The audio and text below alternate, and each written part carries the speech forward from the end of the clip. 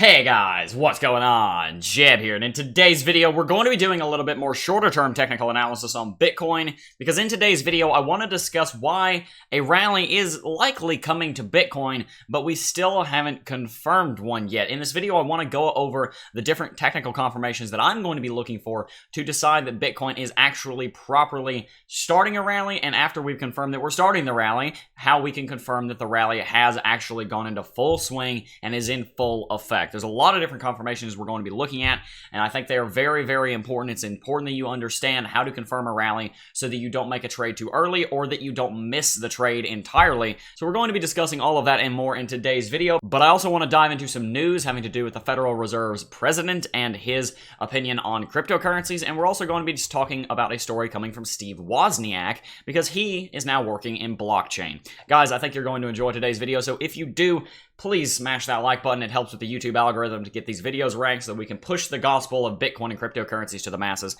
And it also helps me, the content creator, so that I can continue bringing you guys videos, as it does help out the channel. If you're new here, make sure you hit that subscribe button and the notification bell, guys. But without much further ado, let's go ahead and get right on into it. All right, the first thing I want to do here, guys, is I want to zoom out and discuss what Bitcoin has been doing here over the last couple of months and get you caught up to speed if you've been living under a rock ever since February the 8th. Because on February the 8th, Bitcoin had about a 10% jump. And from there, Bitcoin turned that into a 300% jump over the course of the next 140 days, because that's what Bitcoin does. It goes to the moon. And Bitcoin did do that. Bitcoin rallied all the way to $14,000, but now that we have done that, Bitcoin has started a new downtrend and has been in such for the last 25 days or so, which is pretty normal. You know, we've had a 35% correction, about 25 days of correction. There is room for the crash to continue longer and for this correction to last a little bit longer, but at the same time, it's not required. Bitcoin has definitely had a large correction, and we can very healthily move to the upside from here. So will we? That's what we need to look at down here on the hourly chart. And guys, as you know, in yesterday's video, I was discussing how we were probably going to have a bullish breakout from this consolidation pattern. We had a little bit of a fake bullish breakout in that video, and then it came back down during the same video. But later on in that video, Bitcoin did go ahead and properly break bullish. In this video, I want to discuss whether or not this pullback right here is going to mean the end of the rally, or if we are actually going to continue rallying here. Guys, the first thing I want to mention is that yes, Bitcoin did have a bullish breakout here, and also yes, we did have this bullish breakout come back down. It seems like we just erased all of the progress that we made, but I want to point out that part of the reason it looks like this is because of the way I have my trend lines drawn. If we go ahead and redraw our trend lines here, then what you'll see is that Bitcoin, even though it has corrected from yesterday's gains, is still in an uptrend. On the short term, we are still in an uptrend. We haven't come down and redefined our low. We haven't set a lower low relative to this one right over here. So Bitcoin is, in fact, still in an uptrend on the hourly chart if we're looking at this time frame right here. That's bullish. I want to see Bitcoin continue moving to the upside here, and I want to see Bitcoin continue moving to the upside over the next 12 hours, especially so that we don't set a new lower low. But I do think Bitcoin can continue from here. And should Bitcoin continue from here, it's very quickly going to get to some important levels. One of the levels that I want to point out would be roughly the midway point here in this downtrend that Bitcoin has been in on the longer term time frames. As we can see, Bitcoin in general has been trending to the downside, and if you were to draw a center line through it, then you would find that that center line lines up something like right here. About this line right here, I'll go ahead and make this white so it's a little bit more obvious which one I'm talking about. This line represents the very middle of this downtrend. I want to see Bitcoin trading on the upside, on the top side, on the bullish side of this trend. I don't want to see it trading down here on the bearish side, because what do we say about consolidation patterns and patterns in general, guys?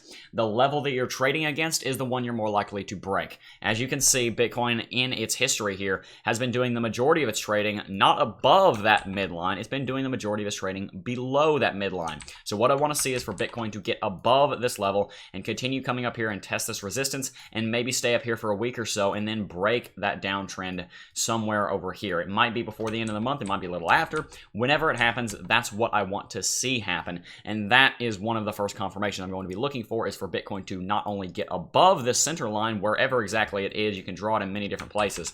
Wherever it is, I want to see Bitcoin get far away from it, up here towards the resistance, and then in eventuality, I want to see Bitcoin break bullish above it. Another thing I'm going to be looking out for, guys, is confirmation that we are in a bullish trend. And one of the ways that you can confirm that you're in a bullish trend, one of the many ways, there are a lot of different things you can look at, but one of them is to see that Bitcoin's RSI is above 40 or 50. You don't really want to see Bitcoin's RSI going down into these regions down here when you're in an uptrend, or you're not really in an uptrend by definition. If we were to draw a center line through the RSI here, what we're going to see is that the vast majority of the time that Bitcoin was in an uptrend, all of this time over here, guess what the RSI was doing? It was above the 50 level right over here. So if Bitcoin can get above this level as it is currently and maintain it and get up here towards 60, 70, 80, that's also going to be very bullish for Bitcoin, and that's likely going to mean that Bitcoin is in not only a rally, but it's in a healthy and strong rally that could potentially lead to more bullish price action. Keep an eye on the RSI. I want to make sure the RSI stays on the bullish side of the midpoint of its oscillator. And guys, continuing on here, there are some other things I want to discuss here other than our American colored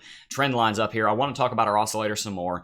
Out here on the daily chart, we do see that the MACD is bullish. One of the other confirmations I want to look for is an actual cross on the bullish, because the reason I say it's bullish is not because the MACD has crossed bullish. I say that because the histogram is converging bullish. That's a very important sign of an uptrend. Normally, the time between the crossing of the histogram to the time where you actually have the cross of the trend lines, or excuse me, the MACD and the signal line, the time in between that is basically the confirmation of the beginning of the uptrend, and after you've had the cross, that's the confirmation of the uptrend itself. I'll give you an example. Back over here when Bitcoin had this cross right here, we'll ignore this one because this is just a kind of false data point right here. Right over here when Bitcoin started trending to the upside, all of this area in here was like the beginning of the rally. This is where you might have wanted to be doing a lot of your accumulation, and then we actually had confirmation of that uptrend with the cross right here, and that just so happened to be around the time that Bitcoin broke $9,000 and ran all the way to 14. So that's kind of the concept we're talking about here. The Bitcoin MACD showing when the trend line, when the uptrend is starting, and then confirming when the uptrend has actually gone into full effect. So in the next 4 or 5 days, I'm going to be looking for a bullish cross on the daily chart to confirm the bullishness that we've had here over the last several days, and I want to see that continue moving to the upside. Also remember that everything I talked about on the RSI on the 4-hourly chart and the hourly chart holds true on the daily chart. I want Bitcoin's RSI to stay up and above 50, up here towards 60, 70, 80 for the next couple of weeks so that we have that strength to move to the upside. And also, guys, one more thing I want to throw in here is that stochastic RSI is very important. In the beginning of the uptrend, what you're normally going to see is that the stochastic RSI is going to be moving to the upside, and then around the time it hits the actual overbought regions is going to be where the uptrend is going on itself. You can kind of see this happen over here during this time on the chart. Bitcoin had been moving up on the stochastic RSI, and right around the time it hit overbought, that's when the uptrend kind of really got confirmed and took off. That's when it started doing very well, and I think that's one of the other technical indicators you can look at to confirm. There's kind of two confirmations to each rally, if you understand what I'm saying here. There's the confirmation of what could turn into a rally, the kind of probably rally, and then after the probably rally finishes, then you have the certain rally after you have all these confirmations. Nothing is certain in Bitcoin, but you know what I mean. The much, much more likely rally after you have confirmations like bullish cross on MACD, RSI sitting up pretty high, stochastic RSI is overbought. All those things are very bullish for Bitcoin, and those are the indicators I'm looking at here for Bitcoin in the coming days. So, will everything I just talked about happen? Is Bitcoin going to get those confirmations that I was looking for? Well, guys, Bitcoin is still in a bit of a precarious situation here. Bitcoin is still at the point where we're very early on, even in the probably rally, if you want to call it that. We haven't had confirmations that that's even necessarily completed, but we have had some. We haven't had all of them, but we also haven't had confirmation that the rally has actually started, like those secondary confirmations I talked about, like MACD turning bullish on the daily chart, all those things. 4 or 5 days from now, if Bitcoin's trading up here at 11.5, 12,000, we have daily crosses on the MACD, we have the RSI looking healthy, stochastic RSI sitting in overbought territory, I'll be much more comfortable buying into Bitcoin. And then, if that happens, the last confirmations I'll be looking for is for Bitcoin to break this level and Bitcoin to break this level. Right here, Bitcoin is almost certainly going to start a much longer term rally. If we break this, then even more almost certainly we're going to continue moving to the upside. Those are the confirmations I'm looking for. I think that Bitcoin is going to go bullish here in the next month or so, but I'm not necessarily convinced yet that this rally is going to do it. I need more confirmation before I can go ahead and say that that's what's going to happen. We saw what happened over here, guys. Bitcoin rallied, and then we thought it was probably going to break bullish and continue to the upside. It didn't. It corrected, and then we did a couple days later. There's nothing wrong with waiting. If we do have another crash, that's another opportunity to buy. Don't get worried about that. I think Bitcoin is looking very healthy. The bull market isn't over or anything. We could crash all the way down to like $8,000 $100 and still be healthy, still be following the typical correction pattern that Bitcoin does in bull markets, and it wouldn't be anything to worry about. So guys, I'm looking very, very bullish on Bitcoin right now for the longer term, but for the next week or so, who knows, guys? I think Bitcoin does have a good chance of it, but I want to see what Bitcoin does. I need more confirmation because right now Bitcoin is in one of those decision points that I keep talking to you guys about. But anyway, guys, I think I've ranted on Bitcoin enough, so let's go ahead and dive into some news with a Federal Reserve president claiming cryptocurrencies solve an important social problem. Well, ain't that the truth? I think he's completely right on that, although he's actually not a big fan of cryptocurrencies, so I'm not a fan of that. But either way, St. Louis Federal Reserve President, I want you to realize that's not the just general American Federal Reserve President. St. Louis Federal Reserve President James Bullard told reporters on Friday that cryptocurrencies will cause a significant shift in the U.S. financial system. In fact, at its current pace, the cryptocurrency revolution may end up normalizing non-uniform currency relations. And this is going to get a bit off into the nitty-gritty of how cryptocurrencies work and what cryptocurrency's purpose are, but I think it's important that you guys understand what he's talking about here, because on the surface this doesn't seem very important, but it actually is. So let's go ahead and read through this. It's not a very long article, so I'm just going to go ahead and breeze through the whole thing, and I'll commentate on it during the reading of it. Within the modern nation-state system, it's always been tradition that governments issue their own currency, like the US dollar or the euro, or what have you. These sovereign currencies were backed by state power and issued by the country's central bank. In almost every country in the world, competing currencies are banned in spaces other than Forex markets. However, cryptocurrencies are forcing us to reconsider how we understand currency, says St. Louis Federal Reserve President James Bullard. An economy with non-uniform currencies. The current situation can be described as a drift towards non-uniform currency in the United States. And as far as I can tell, what he basically means by that is that there's going to be several currencies that are going to be interoperating within the same system. There's going to have to be conversions on the business level rather than on just a trading level, and that there's going to be a lot more complexity added, and that some of these currencies are not issued by the government, and they're not even backed by government-issued currencies, such as cryptocurrencies. Bitcoin, even though it's traded over the US dollar, is not backed by the US dollar. What he's saying is that this is definitely going to cause a shift in the way that we do business in America if we're having several different currencies that businesses are going to be compelled to actually accept. Bullard said in his interview at an academic conference held on Friday. Although seemingly inevitable, he argues that most consumers and businesses will not like this change. It would create an environment where many types of currencies trade simultaneously at a variety of prices in a local market. Whereas previously these transactions would be considered illegal or quasi-illegal, they have now been forced into the spotlight as regulators scramble to devise a proper solution. I think that's one of the things that makes me so happy about cryptocurrencies, is that most things that go on in the world, a government can just say, okay, that's illegal, and even though it's not going to be completely stopped, it is going to be driven underground, and people aren't really going to be able to do that. You can't do that with Bitcoin. It's so funny. It's just a big middle finger to Uncle Sam. There's something so satisfying about that. I love America. I'm a patriot at heart, but at the same time, it's really, really funny that Bitcoin is doing that, and I'm very happy that it is also. The president was largely critical of cryptocurrencies during this speech, and the other president was critical of Bitcoin during his tweeting. However, he admitted that they are tackling an important social problem despite pushing us in the wrong direction, he says. Bullard seems to suggest that the abundance of competing currencies would create confusion among businesses and consumers, and this is a topic that we're going to have to discuss in coming years and decades as cryptocurrencies do become more mainstream, more widespread, because they are going to cause a lot of they're not going to be very difficult for businesses, as I think is said down here later on in the article, but it is going to change the way business is done when you have many different currencies working together in the same economy. Conversions between different currencies are almost instant nowadays, which means that the burden won't be on businesses to convert funds. Like I said, they're about to talk about that. Nevertheless, this is the last bit, and then we're going to jump on to the next article and wrap the video up. But Bullard seems to understand the profound implications of cryptocurrency, but arguably fails to grasp the technological leaps that come with them. He imagined these currencies competing given today's conditions. However, Bullard should imagine a world where stablecoins, various cryptocurrencies, and actual sovereign currencies are interchangeable. This kind of future is not only possible, but is actually being worked on by many projects, custodial services, and cryptocurrency projects. And that sentence right there is one of the reasons why I actually brought up this article and why I wanted to talk about this, because this gives you an insight into what we're trying to build here in the cryptocurrency market, because sometimes it's very difficult to actually understand what we're trying to do. I mean, what is even the point of Bitcoin? What is even the point of cryptocurrency? What is blockchain doing? What are we trying to achieve? Sometimes that can be difficult for a new person in the space to grasp. I remember when I got into the space, I was like, okay, cool, Bitcoin can be used to buy things. Can't the US dollar do that? I was confused as what the entire purpose of Bitcoin was and what was trying to be built. But this article gives you a bit of an insight into that and gave me kind of an epiphany. I mean, I already knew this, but it reminded me, saying, hey, Jeb, this is what we're trying to do. This is what Bitcoin is for. This is what cryptocurrencies are for. This is what blockchain is for. These are the problems that we're going to run into in the future with them.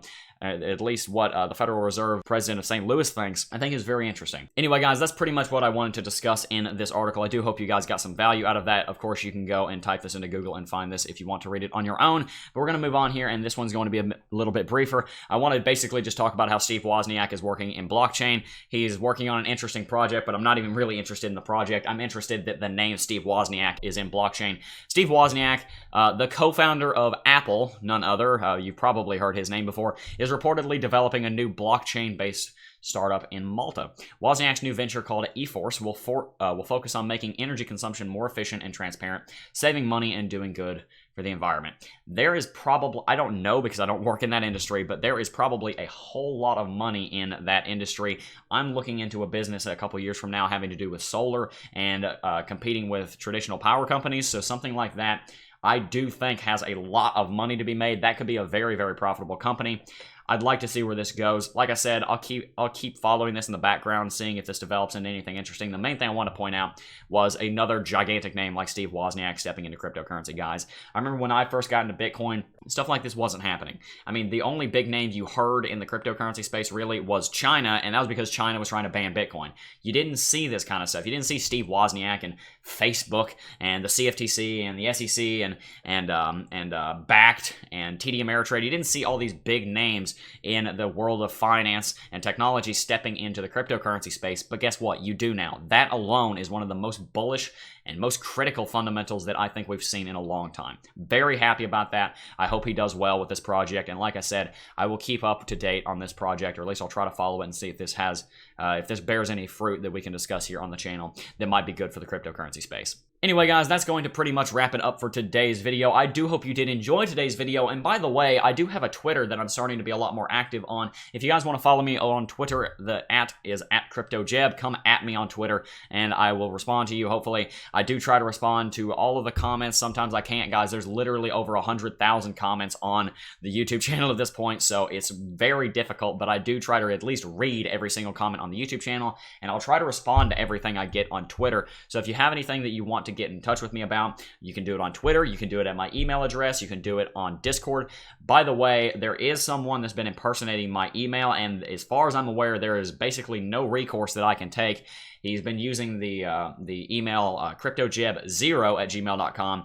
If you ever get an email from me and you're not in the Cryptocurrency Technical Analysis Academy or another product that we'll be launching in the next couple of months, that's not from me. If I'm asking you for Bitcoin, if I'm asking you to sign up for something that isn't having to do with CT2A, it's probably not me. And even if I am asking you to do that, because there are certain occasions where I might do that, what I want you to do is you can ask me to prove who I am. There are dozens of different ways I can prove who I am. I can show you the back end of YouTube Analytics, for example. I can show you that the email matches with the one on the YouTube About page. There's a lot of ways I can prove who I am that they can't prove. So if you ever get an email from me, do not hesitate to ask for proof that you're getting an email from the right person. If you want to email me, to make sure that you're emailing the right person, you can go to the About page on the YouTube channel if you're on desktop, and on the About page of the YouTube channel, you will find my email address. You just have to prove you're not a robot, and then you can send me an email through that. I want to just kind of throw that here at the end of the video because there are some horrible people in this world who I am none too happy with, and I don't want them getting any of your hard-earned Bitcoin. So please be careful out there, guys. Bitcoin and cryptocurrencies are, on one hand, the most secure way that you can hold your money, but on the other hand, oftentimes one of the easiest ways to get hacked if you don't know what you're doing and if you manage to get phished.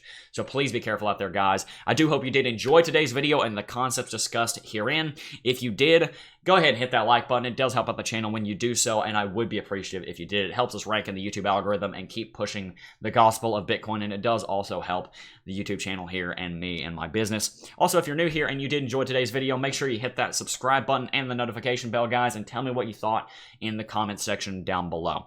Anyway, guys, that is going to do it for today's video. I do want to thank each and every single last one of you for watching as always, and I will see you guys in the next video. Peace.